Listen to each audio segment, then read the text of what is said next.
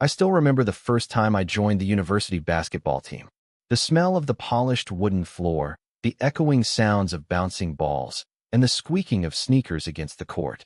It was a place where I felt both incredibly at home and sometimes painfully out of place. You see, being the only openly gay player on the team wasn't always easy, but over time, I'd built solid friendships with most of my teammates. They respected my game, and I respected theirs. That's really what matters in sports, right? Your ability to contribute, to be there when the team needs you. Among all my teammates, Jake stood out. 6'3" with sandy blonde hair that always seemed perfectly disheveled, a constant 5 o'clock shadow, and eyes that crinkled at the corners when he laughed. He was our point guard, the team captain, and universally liked. Jake had this way of making everyone feel included, even me, especially me. When I first joined the team and was nervous about how I'd be received, Jake was the first to clap me on the back after a good play, the first to defend me when an opposing player made a homophobic comment during a heated game. We weren't best friends or anything, but we had a solid rapport. He'd ask about my dating life sometimes, genuinely curious rather than judgmental, and I'd ask about his girlfriend, Melissa. It was comfortable, normal, at least until that Tuesday practice that changed everything. Let me set the scene for you. It was mid-season. We were on a 3-game winning streak, and Coach was pushing us harder than ever. The regional championships were just around the corner, and everyone was feeling the pressure to perform. Our practice jerseys were a simple design, royal blue with white numbers, and our last names printed across the back. Mine was number 23, a nod to Michael Jordan, my childhood hero. The importance of uniforms in team sports goes beyond just identifying who's who on the court. They represent unity, belonging, and in many ways, they're symbolic of your commitment to the team. When you put on that jersey, you're no longer just yourself. You're part of something bigger. That's why what happened that day felt so significant, even if it seemed small to everyone else. I arrived early for practice as usual, getting some extra shots in before the rest of the team showed up. One by one, they filtered into the gym, changing into their practice gear. Jake came rushing in about 5 minutes before practice was scheduled to start, looking flustered, very unusual for our typically composed captain. Damn it, I heard him mutter as he rummaged through his gym bag. I can't believe I did this. I glanced over, still dribbling my ball. Everything okay? He looked up, running a hand through his hair in frustration. I grabbed my game jersey instead of my practice one. They're both in the wash at home, and I only brought this. He held up our dark blue game jersey. Now, let me explain why this matters. Coach Martinez had a strict policy about practice uniforms.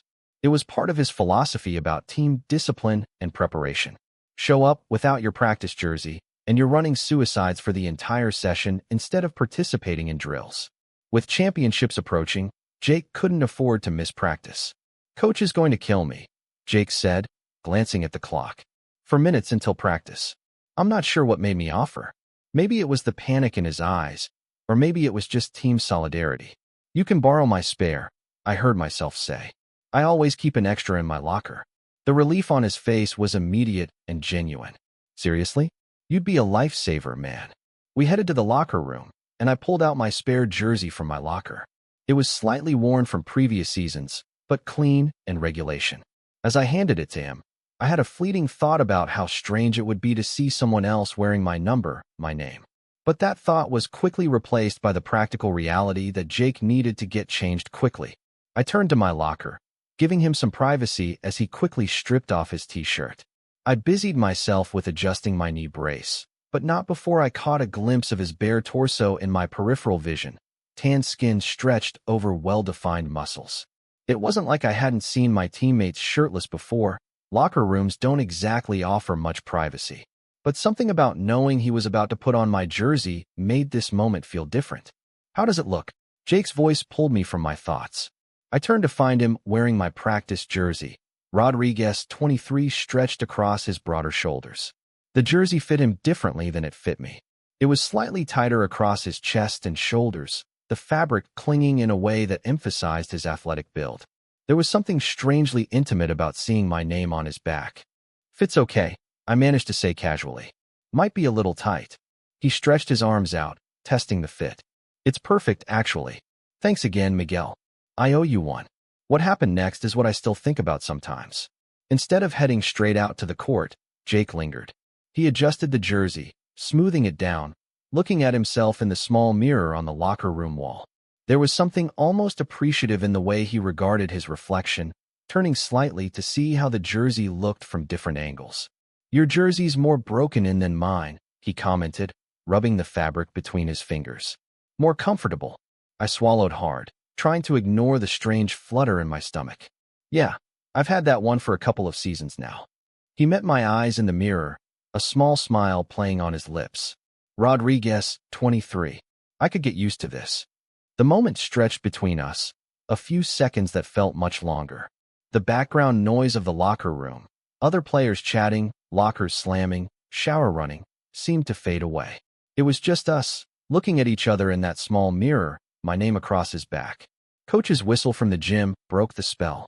2 minutes, ladies," his voice boomed. Jake blinked, then clapped me on the shoulder. "Seriously, thanks for saving my ass. Let's go show Coach what Rodriguez 23 can do, huh?" And with a wink, yes, an actual wink, he jogged out to the court. I stood there for a moment, trying to process what had just happened. Was I reading too much into a simple interaction? Probably. Jake was straight. He had a girlfriend. He was just being friendly, appreciative of the favor. The wink was just Jake being Jake, charismatic, playful. It didn't mean anything. But as I followed him out to the court, watching my name and number move across his shoulders, I couldn't ignore the warmth that had settled in my chest. Practice itself was a strange experience. Every time Coach called Rodriguez, both Jake and I would initially respond, causing some confusion and good-natured ribbing from our teammates. "Identity theft is a crime," Jake called Marcus from across the court, making everyone laugh. I tried to focus on the drills, on my technique, on anything but the fact that Jake was wearing my jersey. But my eyes kept finding him, watching how he moved in my number, how he'd occasionally tug at the slightly too tight fabric when he thought no one was looking. During water breaks, I noticed something else. Jake kept glancing at me too. Not in an obvious way, but I'd catch his eyes on me when I was talking to someone else, or when I was practicing free throws. Once, our eyes met across the court, and instead of looking away, he smiled. A small, almost private smile that made my heart rate kick up in a way that had nothing to do with physical exertion. Let me explain why this matters in the context of team dynamics. In sports, there's a certain physical intimacy that's normalized, the casual touches, the close proximity in locker rooms, the celebratory hugs after a good play. But there's always an unspoken boundary, especially between straight and gay players. Not because of any explicit rules, but because of assumptions and concerns about misinterpretation. Both sides often maintain a slight additional personal space, an extra awareness. It's subtle, but it's there. So when these moments with Jake started accumulating, the lingering eye contact, the casual touches that seemed to last a beat longer than necessary, it created a confusing situation. Was I imagining things? Projecting my own attraction? Or was there something genuinely different in how he was interacting with me? After practice, the locker room was filled with the usual post-workout banter and discussion of the day's drills. I was sitting on the bench in front of my locker, unlacing my shoes, when Jake approached. He'd already showered, a towel wrapped around his waist, hair damp and skin slightly flushed from the hot water. "Hey," he said, sitting down next to me, close enough that our shoulders almost touched. "Thanks again for the jersey save. Coach would have had me doing suicides until I puked." I smiled, trying to keep my eyes on his face and not on the droplets of water making their way down his chest. "No problem. That's what teammates are for, right?" He nodded, but didn't move to get dressed or return to his own locker. Instead, he reached behind him and pulled my jersey from his gym bag. "I should probably give this back." "You can just throw it in with the team laundry," I said. The student managers collected all practice gear for washing after each session. Jake shook his head. "Nah, I'll take care of it. It's the least I can do." He held the jersey in his hands, looking down at it. It was weird, wearing someone else's name. Made me think about identity, you know? How much of who we are is tied up in how we present ourselves. This philosophical turn surprised me. Jake was smart, but he wasn't usually one for deep conversations, especially in the locker room. "Yeah, I guess so," I replied, not sure where he was going with this. He looked up at me then, his expression unexpectedly serious. "Do you ever feel like there's parts of yourself you're still figuring out?" The question hung in the air between us. Around us, the locker room was emptying as guys finished showering and changing, heading out to their next classes or back to dorms. The background noise was fading, leaving our conversation in a growing bubble of privacy. All the time, I answered honestly. I think everyone does, straight or gay, athlete or not. We're all works in progress, right? Something flickered in his eyes. Relief? Recognition? Right, he said softly. Then, more decisively, right. Exactly. He stood up, still holding my jersey. I'll wash this and get it back to you tomorrow, okay? Sure. I nodded, still trying to decipher what had just happened. He hesitated, looking like he wanted to say something else. Instead, he reached out and briefly squeezed my shoulder before turning to his own locker to get dressed. That night, I couldn't stop thinking about the day's events. I replayed every interaction, every glance, every word exchanged. Was Jake questioning something about himself? Was I completely misreading the situation? I'd had crushes on straight teammates before. It was almost a rite of passage for gay athletes. But I'd always been careful to keep those feelings in check, to never let them affect team dynamics or friendships. But this felt different. There was something in the way Jake had lingered in my jersey, and how he'd looked at me throughout practice, in that strange, philosophical conversation afterward. It felt like a door had been cracked open, just slightly, to a possibility I'd never considered. The next morning, I arrived at my first class to find Jake waiting outside the lecture hall. This was unusual. We shared this class, but he typically rushed in just before it started, not one for early arrivals. Hey, he said as I approached. He held out a small gym bag. Your jersey. Washed and everything. Thanks, I said, taking the bag. Our fingers brushed in the exchange, and I could have sworn he let the contact linger. You didn't have to go to the trouble. He shrugged, a small smile playing on his lips. Like I said, least I could do. He paused, then added, It smells like my detergent now, though. Hope that's okay. There was something in his tone, something almost flirtatious. No, that couldn't be right. But the comment about how his scent was now on my clothes felt loaded with meaning. That's fine, I managed to say, trying to keep my tone casual. It's just going to smell like sweat again after the next practice anyway. He laughed, and we headed into the lecture hall together. Throughout the class, I was acutely aware of him sitting next to me, closer than usual. Once, when he leaned over to borrow a pen, his arm pressed against mine for several long seconds. The contact sent a warmth through me that made it hard to focus on the professor's words. After class, as we were packing up our things, Jake asked, Do you want to grab lunch? I don't have another class until 3. We'd eaten together before, but usually with other teammates or in larger groups. One-on-one meals weren't common for us. Sure, I said, trying not to read too much into the invitation. At the campus cafe, sitting across from each other with sandwiches and sodas, our conversation flowed easily. We talked about basketball, classes, the upcoming championships.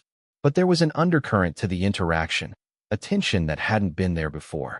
Jake kept making eye contact, kept finding reasons to reach across the table, to grab a napkin, to point at something in my notes, to briefly touch my hand while emphasizing a point. Can I ask you something? He said suddenly, after a lull in conversation. Something personal? My heart rate picked up. Sure, I said, trying to sound nonchalant. He looked down at his sandwich, then back up at me. How did you know? That you were gay, I mean. Was it something you always knew, or was there a moment when it just clicked? The question took me by surprise. It wasn't offensive. I'd been asked this before by curious friends, but coming from Jake, in this context, after everything that had happened since yesterday, it felt significant.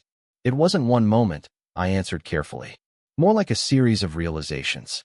I think I always knew I was different, but I didn't have the language for it until middle school. Then there was denial, confusion.